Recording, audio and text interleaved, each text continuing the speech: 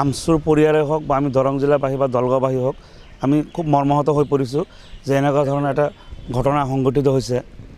আমি এটাই আমচুৰ ফালৰ পৰা চৰকাৰক দাবী জনাম যে অতি শীঘ্ৰে যাতে সেই শ্ৰমিকসকলক যিসকল আবদ্ধ হৈ পৰিছে তেওঁলোকে যাতে উদ্ধাৰ কৰাৰ ব্যৱস্থা কৰে। আৰু ইতিমধ্যে আমি দেখাও পাইছোঁ মাননীয় মুখ্যমন্ত্ৰী ডাঙৰীয়াই তৎপৰতাৰে তেওঁ ব্যৱস্থা কৰি আছে, গতিকে আমি আশা ৰাখিম যে অতি সোনকালে যাতে উদ্ধাৰ কৰে।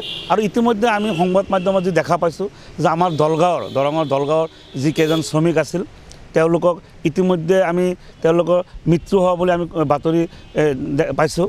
গতিকে আমি খুব মৰ্মাহত হৈ পৰিছোঁ, কাৰণ আপোনালোকে সকলোৱে জানে যে দুখীয়া পৰিয়াল কাৰণে এনেকুৱা কয়লাখনিত কাম কৰিব গৈছে, একেবাৰে দুখীয়া পৰিয়াল।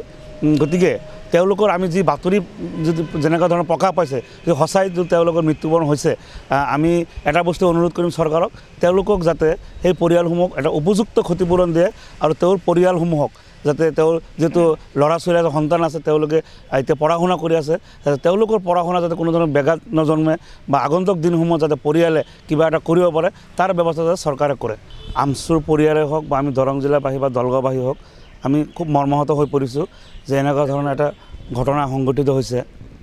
আমি এটাই আমচুৰ ফালৰ পৰা চৰকাৰক দাবী জনাম যে অতি শীঘ্ৰে যাতে সেই শ্ৰমিকসকলক যিসকল আবদ্ধ হৈ পৰিছে তেওঁলোকে যাতে উদ্ধাৰ কৰাৰ ব্যৱস্থা কৰে। আৰু ইতিমধ্যে আমি দেখাও পাইছোঁ মাননীয় মুখ্যমন্ত্ৰী ডাঙৰীয়াই তৎপৰতাৰে তেওঁ ব্যৱস্থা কৰি আছে, গতিকে আমি আশা ৰাখিম যে অতি সোনকালে যাতে উদ্ধাৰ কৰে।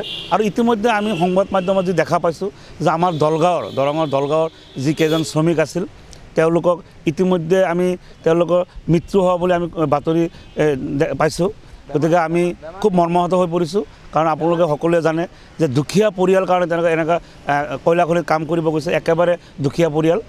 গতিকে তেওঁলোকৰ আমি যি বাতৰি যদি যেনেকুৱা ধৰণৰ প্ৰকাশ পাইছে যে সঁচাই তেওঁলোকৰ মৃত্যুবৰণ হৈছে, আমি এটা বস্তু অনুৰোধ কৰিম চৰকাৰক, তেওঁলোকক যাতে সেই পৰিয়ালসমূহক এটা উপযুক্ত ক্ষতিপূৰণ দিয়ে আৰু তেওঁৰ পৰিয়ালসমূহক যাতে তেওঁৰ যিটো ল'ৰা ছোৱালী আছে, সন্তান আছে, তেওঁলোকে এতিয়া পঢ়া শুনা কৰি আছে, তেওঁলোকৰ পঢ়া শুনা যাতে কোনো ধৰণৰ ব্যাঘাত নজন্মে বা আগন্তুক দিনসমূহত যাতে পৰিয়ালে কিবা এটা কৰিব পাৰে তাৰ ব্যৱস্থা যাতে চৰকাৰে কৰে।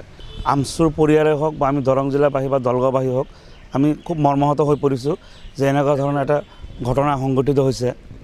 আমি এটাই আমচুৰ ফালৰ পৰা চৰকাৰক দাবী জনাম যে অতি শীঘ্ৰে যাতে সেই শ্ৰমিকসকলক যিসকল আবদ্ধ হৈ পৰিছে তেওঁলোকে যাতে উদ্ধাৰ কৰাৰ ব্যৱস্থা কৰে। আৰু ইতিমধ্যে আমি দেখাও পাইছোঁ মাননীয় মুখ্যমন্ত্ৰী ডাঙৰীয়াই তৎপৰতাৰে তেওঁ ব্যৱস্থা কৰি আছে, গতিকে আমি আশা ৰাখিম যে অতি সোনকালে যাতে উদ্ধাৰ কৰে।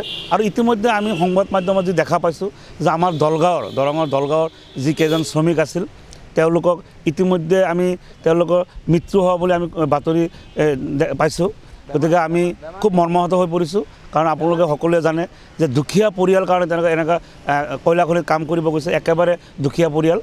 গতিকে তেওঁলোকৰ আমি যি বাতৰি যদি যেনেকুৱা ধৰণৰ প্ৰকাশ পাইছে যে সঁচাই তেওঁলোকৰ মৃত্যুবৰণ হৈছে, আমি এটা বস্তু অনুৰোধ কৰিম চৰকাৰক, তেওঁলোকক যাতে সেই পৰিয়ালসমূহক এটা উপযুক্ত ক্ষতিপূৰণ দিয়ে আৰু তেওঁৰ পৰিয়ালসমূহক যাতে তেওঁৰ যিটো ল'ৰা ছোৱালী আছে, সন্তান আছে, তেওঁলোকে এতিয়া পঢ়া শুনা কৰি আছে, তেওঁলোকৰ পঢ়া শুনা যাতে কোনো ধৰণৰ ব্যাঘাত নজন্মে বা আগন্তুক দিনসমূহত যাতে পৰিয়ালে কিবা এটা কৰিব পাৰে তাৰ ব্যৱস্থা যাতে চৰকাৰে কৰে।